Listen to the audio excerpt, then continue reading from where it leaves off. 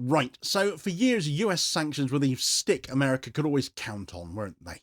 Cut off Iran from the dollars, choke its oil exports, and watch its economy wither.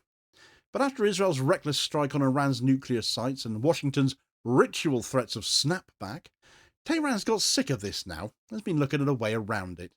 Iranian President Masoud Pezeshkian hasn't pleaded for mercy, though. He's gone to the BRICS summit instead and proposed something to them to render those US sanctions absolutely toothless. Illegal, unilateral sanctions would no longer bite, he argued, if BRICS built the mechanisms to trade, lend and insure around them. In other words, the siege of sanctions would lose its bite. If his vision takes root, sanctions won't be instruments of power at all anymore, but relics of decline, blunted and bypassed, and another Western failure delivered by Iran's hands. Right, so a few days ago, Iranian President Masoud Pezeshkian spoke by video link to a virtual BRICS summit. His message to them was rather clear and confrontational, though. I don't know why the mainstream media hasn't covered this particularly well at all. It was rather interesting, in fact, because he said unilateral sanctions imposed by the United States and its allies were not only unjust but corrosive to the very idea of international cooperation, and BRICS must take action against this. BRICS can develop a joint mechanism to support its members in the face of illegal unilateral sanctions and to continue developing their economies without being subjected to unfair political pressure, he declared. It's not a plea for sympathy, but a demand for structural change. Pezeshkian proposed nothing less than a collective sanctions shield, a set of institutions, tools and principles that could blunt the economic chokehold of Western powers. And of course, all of this comes off the back of just months earlier, those Israeli jets, and indeed those of the United States itself, striking those Iranian nuclear sites. In the wake of those attacks, Western officials revived threats of renewed sanctions, including the dreaded snapback mechanism linked to the Joint Comprehensive Plan of Action, the JCPOA. Iran once again faced the prospect of suffocation through financial warfare over its nuclear research program. Against this backdrop, Pezeshkian's proposal is both an act of defiance and a bid for economic survival. But it was also a statement of intent. Iran would not endure sanctions passively anymore, but would now seek to delegitimize them, build alternatives, and transform its pain into leadership within the global South nations. Iran has lived under the shadow of sanctions for over 4 decades now, from the time of the 1979 coup to the present, because the West lost control of Iran, didn't it? The Shah was their patsy leader. American governments have wielded economic restrictions as their weapon of choice ever since. Over time, these sanctions have metastasized into an all-encompassing regime targeting banking and oil and insurance and investment. And the goal, all dressed up in the language of non-proliferation and human rights, was always the same, though: to weaken Iran's economy to the point of political submission. Yet the effect was collective punishment. Essential medicines became scarce, inflation reached punishing levels, and ordinary Iranians saw their livelihoods evaporate. It's why Iran has had to become so self-sufficient over the course of those 4 decades, and quite successfully so in many cases. Its nuclear research, for one, eliciting major breakthroughs in nuclear medicine, new treatments for cancer, for example. This is functionally the sort of thing Israel and the US bombed back in June. The JCPOA of 2015 offered a brief respite, though. In return for curbs on uranium enrichment and all of those unprecedented inspections by the IAEA, Iran was promised reintegration into the global economy, but the deal was sabotaged. In 2018, the Trump administration unilaterally withdrew and reinstated the sanctions. The snapback mechanism written into Resolution 2231 of the UN Security Council became a permanent threat once again, invoked by Western diplomats whenever Iran sought to assert its rights. Even European attempts to preserve the deal collapsed under American pressure. Instex, the mechanism designed by Europe to enable humanitarian trade with Iran, proved to just be another hollow shell as another example, processing almost no transactions at all. Iran was left isolated once more, its compliance meaningless in the face of Trump's intransigence. Then came the events of June 2025, of course. Israel's unprovoked strike on Iranian nuclear facilities, conducted with US support, escalated tensions to breaking point once more. Western officials immediately paired the attack with threats of renewed sanctions. The message was unmistakable, because we've heard it over and over and over for 4 decades now. Iran would be attacked militarily and strangled economically, and international law would offer them no protection. For Pezeshkian, this was the final proof that sanctions were not diplomatic instruments, but weapons of war. His September proposal to BRICS, therefore, needs to be read in that context. An Iran battered but unbowed, seeking not pity but allies in dismantling a system that has held it hostage for decades. Until recently, Iran survived sanctions through improvisation. Oil was shipped clandestinely, still is really. Payments routed through complex networks of shell companies and barter arrangements struck with sympathetic states.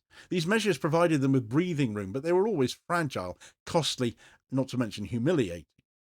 Pezeshkian's approach marks a departure from that now. He is no longer content with survival in the shadows. Instead, he is seeking an institutional resistance, a framework that would allow Iran and other sanctioned states, actually, to trade, invest, and develop openly without the constant fear of financial strangulation, because this new system would nullify it. In his summit remarks, Pezeshkian placed sanctions within a wider moral and political framework. Unilateral measures, the instrumental use of sanctions, and economic restrictions are among the biggest threats to global justice and stability. These policies are not only jeopardize the national interests of independent countries, but also disrupt international cooperation and hinder sustainable development. This was more than rhetoric. By casting sanctions as a global threat, Pezeshkian sought to transform Iran's suffering into a universal cause. He also tied the issue to institutional reform. He insisted that rebuilding the current world order requires serious reforms in global governance, from revising the composition and functions of the UN Security Council to restructuring the international financial and monetary system. In other words, sanctions resistance was not just about protecting Iran. It was part of a project to democratize global governance, reduce Western dominance, and strengthen the sovereignty of global South nations, leveling the playing field, somewhat, you might say.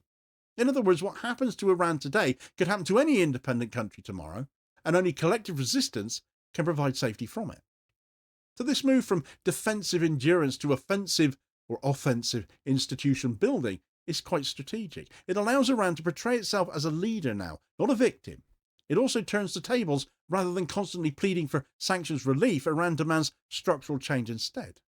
The effect is to challenge the legitimacy of sanctions at their root. If Pezeshkian succeeds, sanctions will no longer appear as neutral instruments of international order, but as relics of coercion destined to collapse, as weapons to be blunted.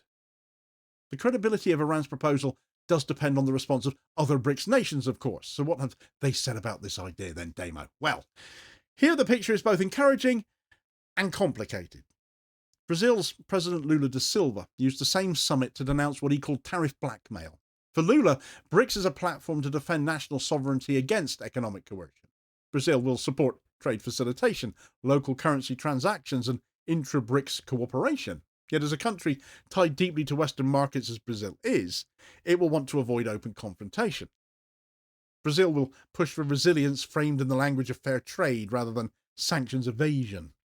China is, of course, the economic powerhouse of BRICS. It's built the most advanced alternative to the Western financial systems there are. Its cross-border interbank payment system, SIPS, offers a substitute for the Western-used SWIFT, and it has expanded bilateral currency swaps.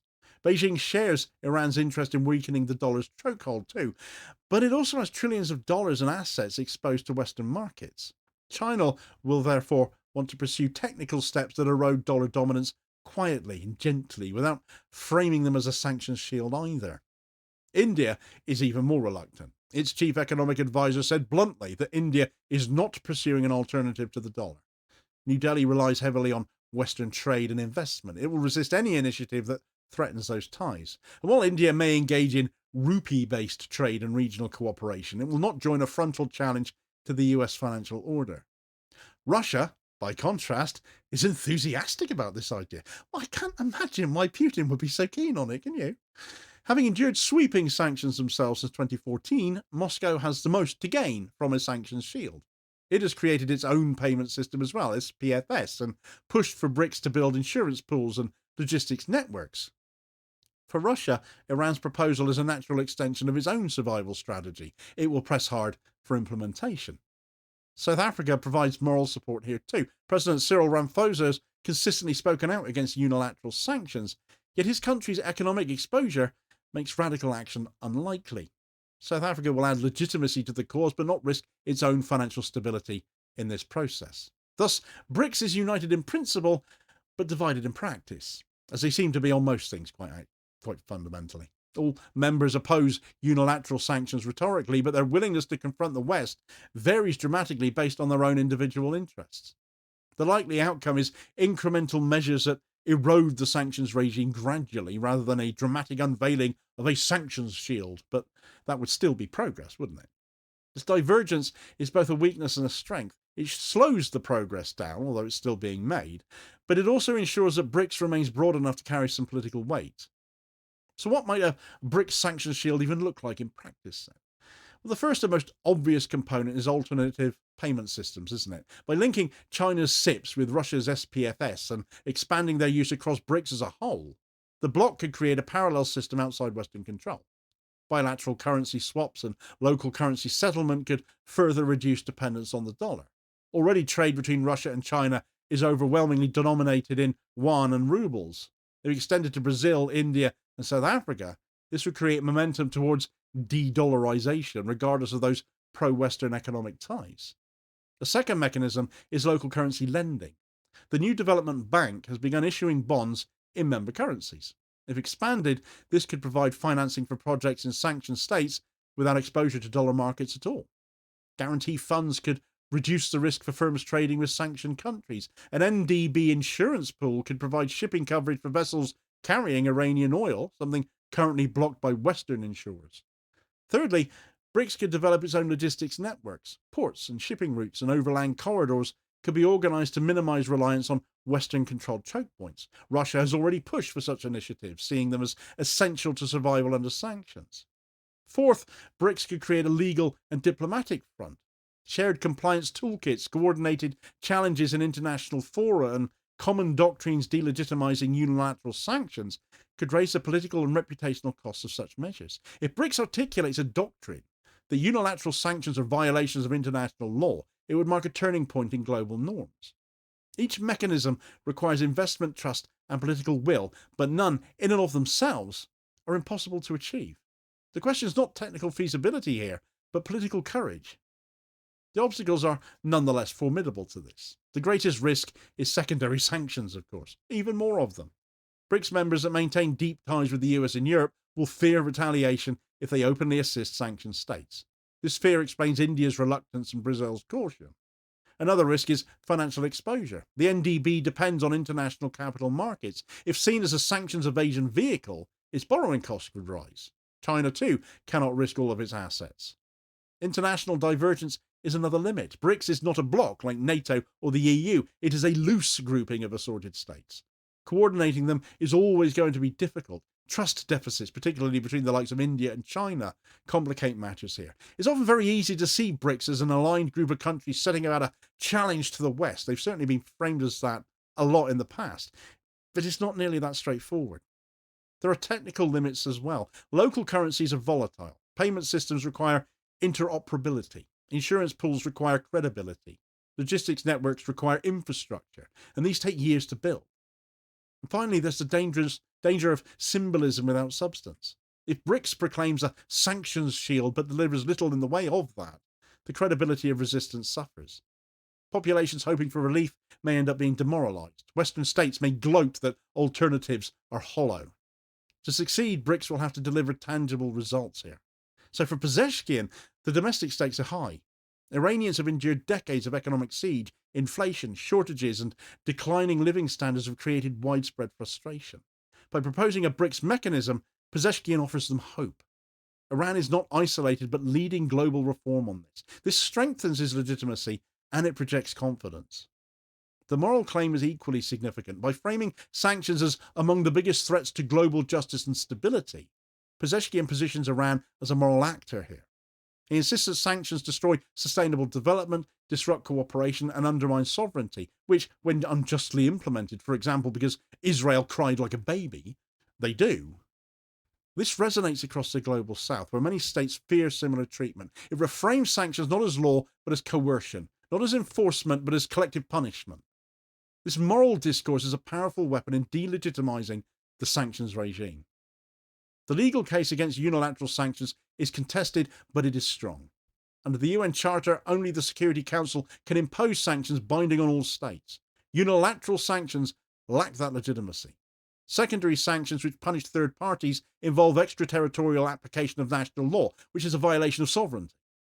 UN human rights experts have described unilateral coercive measures as violations of human rights as well. The International Court of Justice has not yet ruled on this definitively, but the tide is shifting on it.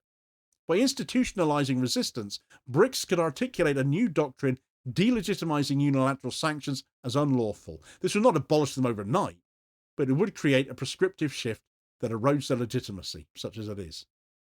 History provides both warnings and inspiration here. The non-aligned movement sought to resist bloc domination, but lacked economic tools to do so. Its influence was moral, but it was limited. Europe's Instex mechanism showed the limits of half-hearted alternatives. Without capital, scale, and political will, such projects collapse. Yet China's creation of SIPs shows alternatives are possible. Russia's survival under sanctions shows adaptation is possible. Digital currencies and blockchain potentially offer new avenues. The lesson is that resistance requires infrastructure, capital, and political will. Without them, rhetoric will always collapse. But with them, sanctions may be what actually ends up crumbling. If BRICS delivers even partially on Pezeshkian's call, the consequences will still be profound. Sanctions will lose their aura of inevitability. They will be seen as weapons that generate their own antidote, in a sense. Each new sanction will create more demand for alternatives. This is the paradox. The more Washington relies on sanctions, the faster its financial dominance will end up eroding. The implications for nuclear diplomacy are direct. A sanctions shield would give Iran leverage. Western threats would ring hollow. Negotiations would have to be genuine. The balance of power would shift. Other sanction states, such as Venezuela, could take note of all of this. The global south would see BRICS as a refuge. The implications for global order are even larger. A multipolar financial system would emerge. The dollar would remain powerful, but it would no longer be uncontested. It would lose its monopoly. The legitimacy of unilateral sanctions would collapse. The narrative would shift. Sanctions are not law. They are siege, not justice, but coercion. And as they lose legitimacy, their usage will inevitably weaken. Masoud Pezeshkian's 8th of September speech may be remembered as the moment sanctions began to implode, in fact. BRICS can develop a joint mechanism to support its members in the face of illegal, unilateral sanctions, he declared. With those words, Iran transformed its suffering into a demand for structural change. Whether BRICS delivers remains uncertain. Divergences are real, obstacles are immense. But the trajectory is unmistakable. Sanctions were meant to strangle Iran. Instead, they may strangle the system that wields them. And of course, all of this has come in the weeks following attempts by the West to try and surround Iran and claim they've been isolated too. They've literally just addressed the whole of BRICS. On what planet does the orange oaf passing himself off as US president think he's on here? Well, it was Pezeshkian again who was instrumental in blowing up that notion too. So get all the details of that story in this video recommendation here as your suggested next watch. Please do also hit like, share and subscribe if you haven't done so already, so as to ensure you don't miss out on all new daily content, as well as spreading the word and helping support the channel at the same time, which is very much appreciated, holding power to account for ordinary working class people, and I'll hopefully catch you on the next vid. Cheers, folks.